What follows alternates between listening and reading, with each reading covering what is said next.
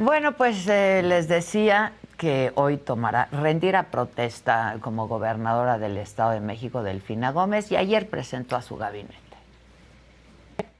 Secretario General de Gobierno, Horacio Duarte Olivares. Yo creo que los vamos a pasando al frente para que ya lo vayan conociendo. Secretario de Seguridad, Andrés Andrade Telles. Secretaria de Salud, Macarena Montoya Olvera.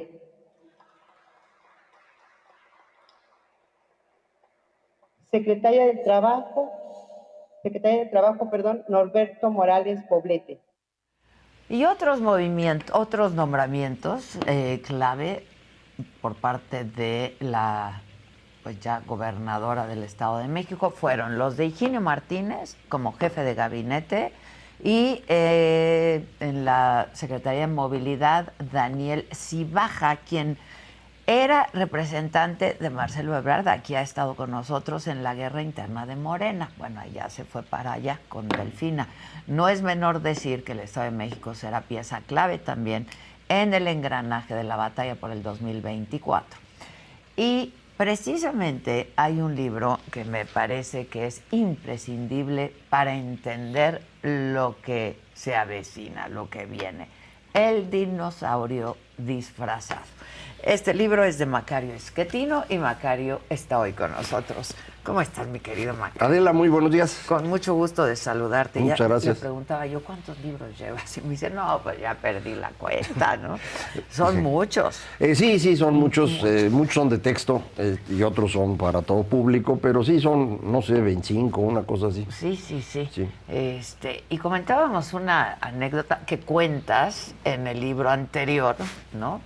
Inmediatamente anterior a que yo leí, te pregunté, que tú en algún momento trabajaste con Andrés Manuel López Obrador, ¿no? Sí, así es.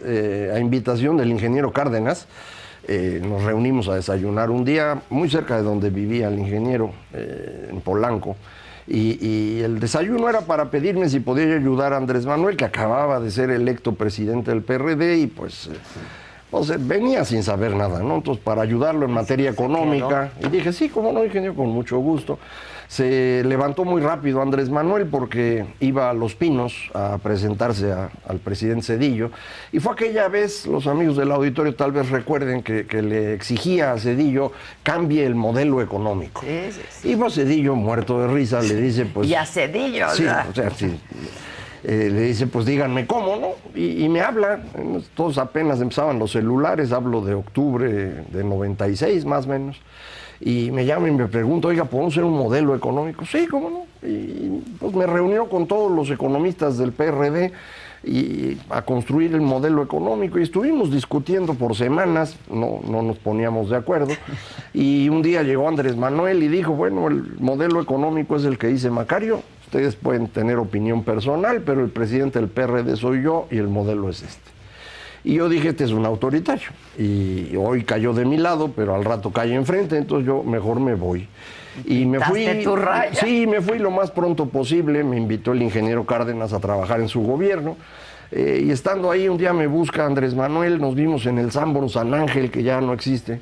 Y me dijo, oiga, pues estoy buscando lo de la candidatura por la ciudad.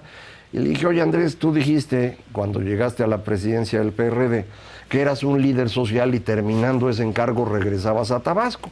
Pues regrésate a Tabasco. No le gustó la respuesta, pero me volvió a buscar, me volvió a decir lo mismo, le dije que no. Me buscó una tercera vez y en la tercera ocasión fui acompañado de un amigo que me había ayudado también en el programa del PRD y que trabajaba conmigo en el gobierno de la ciudad. Y le dije, Andrés, yo no voy a trabajar contigo, nunca. Pero este señor es un excelente economista, es gente honesta y él si quiere trabajar contigo. Andrés Manuel López Obrador, Carlos Ursúa. Carlos Ursúa. Me despido y nunca más he vuelto a ver a Andrés Manuel. Desde entonces. Desde entonces, sí. Y Carlos Ursúa, que ya no está tampoco. Ya no está, sí, tardó mucho, creo, en darse cuenta de lo mismo que yo. Él todavía lo ayudó como secretario de Finanzas en la ciudad, sí, claro, en algunas de las campañas, y estuvo 7 meses, ¿no?, en la Secretaría de Hacienda. Y se fue. Se fue. Se fue del gabinete. Por lo mismo, ¿no? Sí. Se dio cuenta que era autoritario, nada más que sí se tardó 20 años. ¿A ti cuánto te tomó? Pues fueron, ¿qué? 4 meses, 5 meses. Y ya. Y sí. Trabajé pero, todavía con él unos meses más porque uno no bota la chamba, ¿no? No dejas tirado el... Sí. Pero sí, me fui más o menos rápido. ¿Y le entregaste un modelo económico? Sí, fue el que se usó en la campaña de 97. Todavía tengo por ahí un ejemplar. Ya. Sí.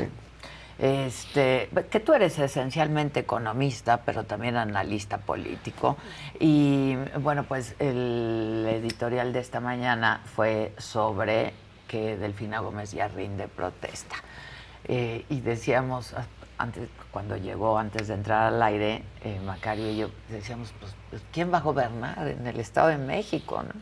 Sí, yo creo que Duarte, ¿no? Es decir, ese es un grupo que lleva muchos años, todavía al día de hoy hay un gran conflicto entre Higinio y Duarte, pues son los dos que han estado controlando, y pues los tiene a los dos. Les ha servido Delfina como candidata porque es mujer, porque es maestra, pero creo que ellos dos son los que manipulan todo el movimiento de Morena y antes del PRD ahí en el Estado de México. Pues sí. Ojalá que ahora que se siente Delfina sí tome el mando, ¿no? Pues Porque... sí, sería bueno, pero bueno, hay de todo, ¿no? O sea, a veces los que están como gobernadores no son los que realmente hacen las cosas. Pues ¿no? lo entiendo, Sí. pero pues por primera vez una mujer gobernadora en el Estado de México, luego de 94 años del PRI en el Estado de México, que llegue una mujer y que no gobierne ella, Pues sí, pues no sería nos bueno. nos da mucho coraje, ¿no? Sí, pero pues puede ocurrir también que alguien llegue a la presidencia y no gobierne, ¿no? Ya ha pasado antes con hombres, puede pasar con mujeres. Sí, no claro. tiene nada que ver aquí el género. Sí, el género. Ahora, este libro, que es el más reciente, El dinosaurio disfrazado, de opositor a demagogo. Cuéntanos. Bueno, el título es producto de la imaginación del director editorial de Planeta, que es quien se le ocurrió hacer el libro del año pasado, el de México en el precipicio. Le fue muy bien a ese libro, muy bien. Y estando en la feria de Guadalajara presentando el libro, dijo, bueno, Macario va a escribir una segunda parte ahora más política y se va a titular El dinosaurio disfrazado. Y pues yo te dije, sorprendiste, caray. ¿no? Caray, soy yo.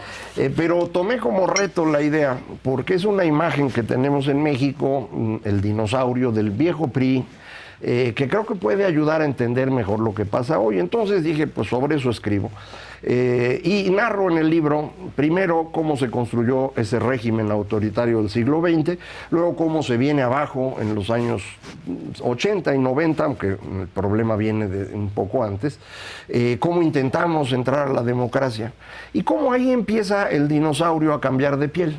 De ser el dinosaurio tricolor, se vuelve el dinosaurio amarillo, porque el PRD es en esencia el PRI echeverrista, que al no tener cabida dentro del partidazo, se salen y crean otro, fingiendo ser oposición, cuando en realidad pues, es la disputa por lo mismo. Este dinosaurio amarillo no logra tener mucho éxito y se convierte ahora en un dinosaurio morado. Cuya última especie pues es el tiranosaurio, que es Andrés Manuel. Es decir, un dinosaurio que en el fondo es un tirano. Él realmente no piensa irse del poder, creo yo. No calculó bien y no logró cambiar la Constitución para permitir su reelección. Y entonces pues va a tener que dejarle el poder a alguien y para eso construyó a la candidata que para él es ideal. Aparentemente está pensando que puede controlarla, un poco como lo que estábamos hablando de Estado de México, pues algo así creo que él está pensando. ¿Con Claudia? Sí, eso es lo que yo creo. Claudia es una construcción de él. Claudia Sheinbaum ha hecho toda su carrera política al amparo de López Obrador. No sé si ella tenga la capacidad de romper con Andrés Manuel, porque es difícil, ¿no? Es un personaje de una fuerza muy grande al interior de su movimiento. Él es Morena. No nos hagamos esa bola, cosa no es un partido político, es un frente muy amplio que lo único que lo une es Andrés Manuel. De manera que romper con él no sería sencillo. No sé si lo vaya a lograr la señora Sheinbaum, pero él está pensando que no, creo yo. Ya. Ahora, la oportunidad del libro, ¿estuvo pensada para hacerlo justo ahora, publicarlo y sacarlo justo ahora, a finales del sexenio, o...? Te digo, la idea se le ocurrió, salió de ahí. Esto es principios de diciembre, entonces yo escribí el libro entre enero y abril. Un tema familiar me obligó a escribir todo el libro prácticamente en cuartos de hospital. Lo digo en la dedicatoria, que es a los médicos que salvaron la vida de mi esposa. ¿Está bien?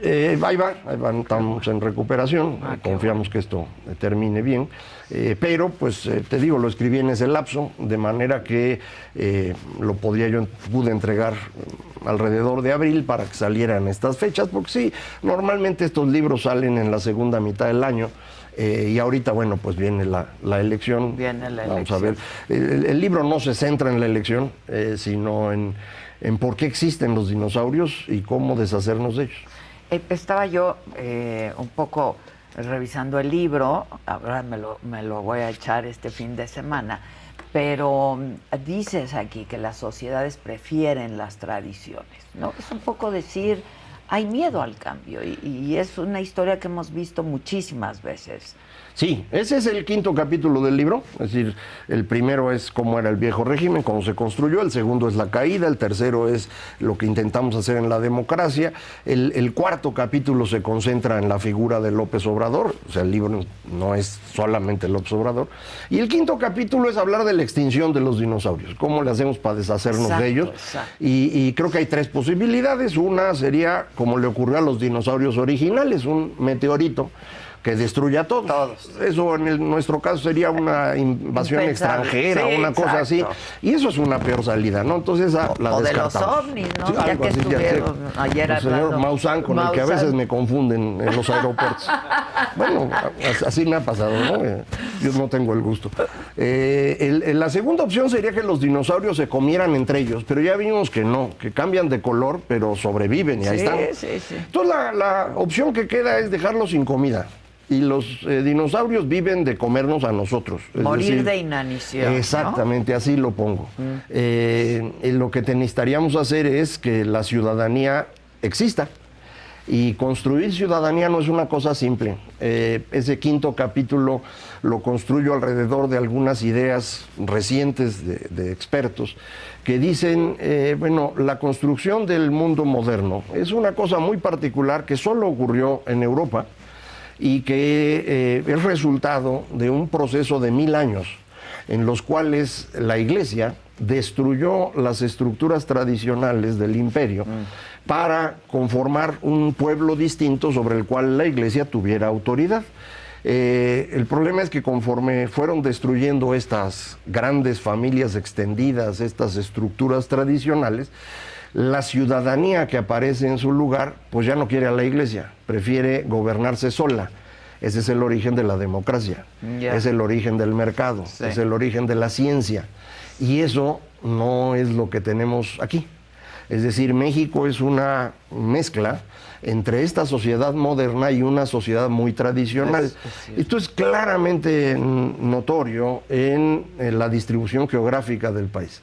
Abajo del paralelo 20, que pasa por el norte de la Ciudad de México y el sur del estado de Yucatán, las sociedades son muchísimo más tradicionales. Platicábamos también fuera del aire acerca de Michoacán o Guerrero. Son estados en los cuales la sociedad es totalmente tradicional, en donde es muy difícil construir ciudadanía y por lo tanto mercado y por lo tanto ciencia. Esto a veces no le gusta a la gente escucharlo y dice, es que estás discriminando. No, son simplemente dos formas distintas. La visión tradicional funcionó perfectamente durante 15,000 años. Exacto. Pero no genera riqueza y no genera conocimiento.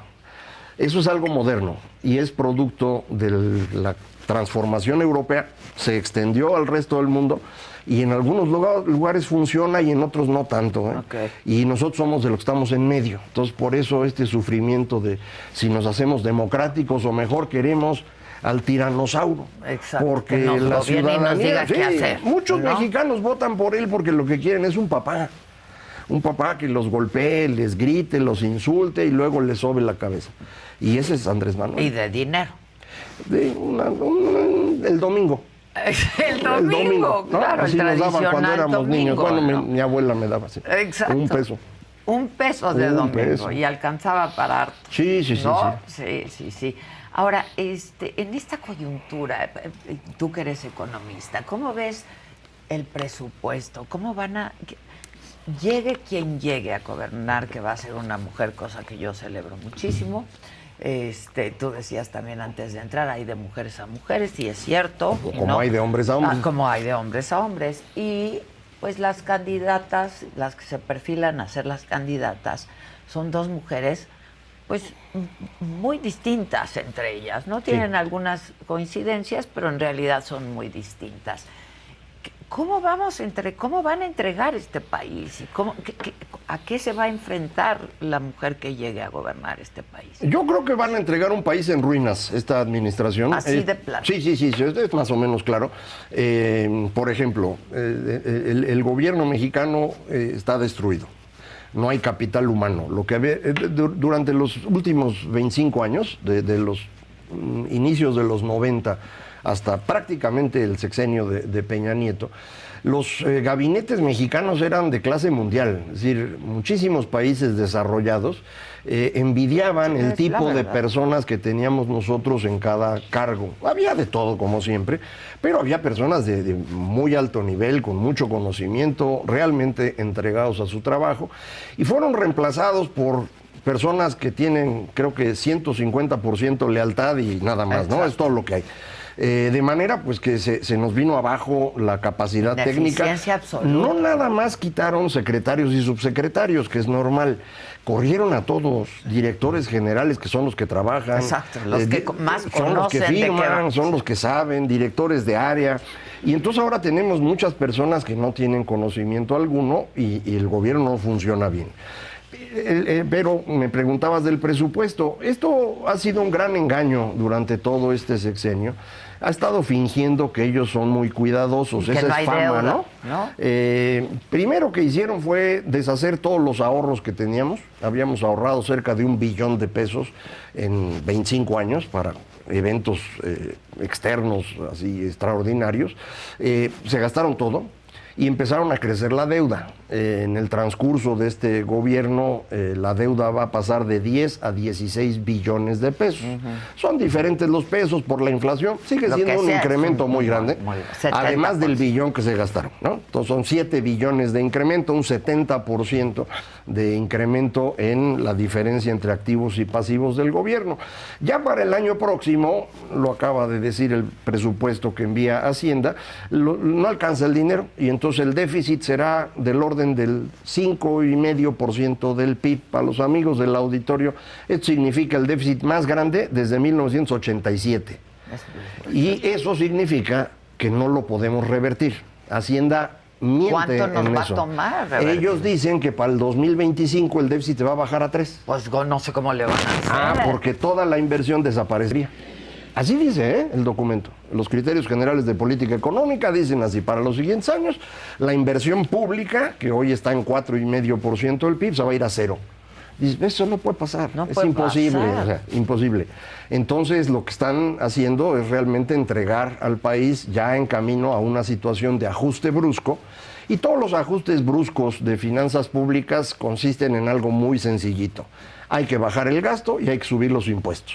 Y eso siempre es sufrimiento para la gente. Para la gente. Entonces, claro. no veo yo el próximo gobierno, pues le va a costar mucho trabajo. O sea, cualquiera no va a de las tener dos. margen, ¿no? No, ningún margen. Ningún margen. No, yo no sé si en el transcurso de los siguientes meses las agencias calificadoras ya por fin se den cuenta que los han estado engañando y digan, mira, estos están manejando mal las cosas, no se les puede prestar. Vamos a quitarles la calificación que tienen. Si eso ocurre, entonces el ajuste sería antes de la elección. ¿Por qué no ha ocurrido, Maca? Porque ellos han sido buenos para fingir. Lo que han hecho, por ejemplo, es acabar con el sistema de salud, reducir el gasto en educación, gastar prácticamente nada en todo lo demás. Hoy las oficinas de gobierno no tienen tóner para la impresora, no hay gasolina. Cierto, Todo eso lo han reducido para poder mantener un numerito al final que parece que no está muy grande. Un déficit que ha ido creciendo. Y yo, por ejemplo, en el libro anterior, en el de México en el precipicio, ya lo decía yo, cada ocurrencia del presidente cuesta 25 mil millones de dólares, que en ese momento eran 500 mil millones de pesos, medio billón. El aeropuerto, la refinería, el Tren Maya, y todo el mundo decía que no era cierto. Bueno, más el aeropuerto que destruyó. Entre el aeropuerto destruido y el nuevo son 500 mil millones. Decían que no, ya el presupuesto ahora confirma que efectivamente eso costaron. Decía yo entonces que el déficit para 2024 estaría cerca de 6 puntos del PIB, ya ahora Hacienda confirma que así es. Es algo que se podía ver desde hace al menos 2 años, pero pues hay que meterse a los numeritos y la verdad nadie lo hace. Ni siquiera las agencias calificadoras, ellos ven el número al final, claro. El bottom line, como dicen ellos. Sí, sí, sí. Oye, Macario, y por ejemplo, este ahorro que veníamos haciendo, los mexicanos, porque es nuestro dinero, o era nuestro dinero, ¿es prerrogativa del presidente usarla? O si había 25 años que se había venido ahorrando, ¿cómo puede gastar ese dinero? Todos los sistemas políticos, incluyendo las leyes, dependen de que las personas quieran comportarse razonablemente bien. El mejor sistema de leyes que tengas tú, si entra una persona que no tiene respeto alguno, ese sistema no funciona. Entonces el caso del López Obrador, él no tiene límite alguno, ni legal ni moral. Él no tiene referencias éticas, por ejemplo. Que es de lo que más habla. Es lo que de más su ética y su moral. Sí, pero no, él es una persona profundamente deshonesta en el sentido de que engaña. Sabemos que dice más de 100 mentiras al día. La empresa Spin lo ha medido. Lo ha medido, sí. En esto se parece mucho a Donald Trump, pero incluso es más mentiroso que Trump, para tener una referencia. Entonces, pues él empezó a destruir los fideicomisos. En algunos casos tuvo que apoyarse en el Congreso, pero lo controlaba, así que no tuvo dificultad. La deuda ha ido creciendo porque el Congreso se la autoriza, pero es su Congreso, tiene mayoría. Entonces, pues le dimos demasiado poder a una persona que no tiene límites. Ya. Que probablemente con el presupuesto que envió Hacienda ahora a la Cámara va a pasar lo mismo. Debería pasar lo mismo, pensando que ellos tienen la mayoría. La única... Ahora, la minoría... No puede hacer nada. No puede hacer nada y tampoco está en minoría, ¿eh? O sea, no, pero con que fue, digo, son 500 diputados. No pueden... Si fueran 249, tampoco podrían. Tampoco podrían, no pueden. Entonces seguramente va a pasar. Ahora, ¿cómo te explicas, Macario? Que eso es una pregunta que yo constantemente hago a quienes vienen un poco a analizar el escenario político. ¿Cómo te explicas pues estos errores del presidente frente a la aceptación del presidente López Obrador? ¿Cómo se explica? La gente no está viviendo mejor, ¿no? Salvo quizá aquellos que sí reciben en una sola familia dos pensiones de viejitos y una beca de niños. Sí. Exactamente. Sí. ¿Cómo te lo explicas? Hay varias explicaciones. Una primera es que los presidentes en México son populares siempre, salvo Peña Nieto. A él nadie lo quería, al pobre, pero todos los demás, su popularidad durante su gobierno ronda 55-65% de aprobación. Ahí están los datos, los puede ver cualquiera. Ya estaba a estas alturas como en 25, sí, el pobre sí le fue muy mal. A lo mejor se lo merecía, pero así fue. Esa no es la discusión ahorita. Todos los demás, Zedillo, Fox, Calderón, estaban más o menos igual que como está López Obrador. De Salinas hay menos mediciones, porque todavía había pocas encuestas en México, pero las que hay lo ponían arriba de 80%. Sí, sí. Él era el presidente más popular de México en noviembre de 1993. Para diciembre del 94 era el más odiado. Entonces las cosas pueden cambiar, ¿no? Pero es que había lana, ¿no? Sí. O sea, México en términos... En el periodo de Salinas, por ejemplo, hubo mucho dinero, tanto dinero que por eso vino la crisis del 95. Hizo lo mismo que se gastó lo que no tenía. Con Zedillo la popularidad se puede explicar porque hubo un gran crecimiento después de la crisis de 95, pero te digo, Fox y Calderón también mantuvieron esos niveles. Entonces, una primera explicación. Una segunda explicación es, López Obrador tiene un grupo muy duro de seguidores, que no es pequeño. No, es muy grande. 25-30% de los mexicanos lo adoran, literalmente. Sí, es adorar. Sin importar qué pase, van a estar con él. Luego, hay un fenómeno durante el sexenio que es la pandemia. La pandemia hundió a la economía, entonces ahora medimos todo contra ese momento, aunque no lo hagamos con números. Es decir, psicológicamente la gente dice, no, es que estuve muy mal y entonces ahora estoy muy bien. Estás muy bien comparado con la pandemia, no comparado con antes, pero ya nadie se acuerda de antes. La pandemia sí le cayó como anillo a dedo a López Obrador. Lo dijo, Sí, lo dijo antes, al inicio.